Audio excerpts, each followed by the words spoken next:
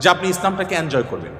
আমি একটি কথা থেকে অন্যদিকে গিয়েছিলাম যে এক ভদ্র মহিলা আমার কাছে এসছেন ইসলাম গ্রহণ করবার জন্য। আমি তাকে জিজ্ঞাসা করলাম, এফিডেভিট সব কমপ্লিট করেছেন এবং আইনি সমস্ত পদক্ষেপগুলো শেষ করেছেন, বললাম যে আপনি ইসলাম কেন গ্রহণ করবেন? যারাই আমার কাছে এই টাইপের আসে আমি জিজ্ঞেস করি, কারণ আমার তো জানা আছে যে বাংলাদেশের আমাদের মানুষের প্র্যাকটিস দেখে তো তার ইসলাম গ্রহণ করার কথা না, আরও ইসলাম থেকে পালানোর কথা। কেন গ্রহণ করেছেন?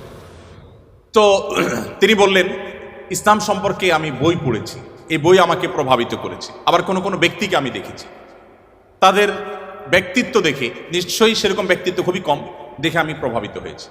গোটা পৃথিবীতে আপনারা বিশেষ করে পশ্চিমা দুনিয়ার খবর রাখবেন নিশ্চয়ই, সেখানে প্রতিদিন ইসলামে আসা মানুষের সংখ্যা বেড়ে চলেছে এবং পুরুষদের চাইতে মেয়েদের মধ্যে ইসলাম গ্রহণের সংখ্যা অনেক বেশি, প্রবণতা অনেক বেশি। কেন?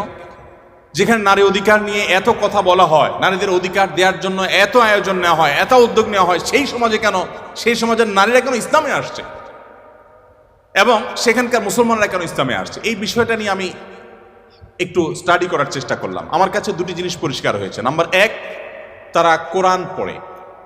যারাই ইসলামের পথে এসেছে তাদের বেশিরভাগ মানুষ কোরআন পড়ে ইসলামে এসেছে। এবং ওমর রাদিয়াল্লাহু তাআলার কথা আপনারা জানেন, গোটা পৃথিবীর ইতিহাসে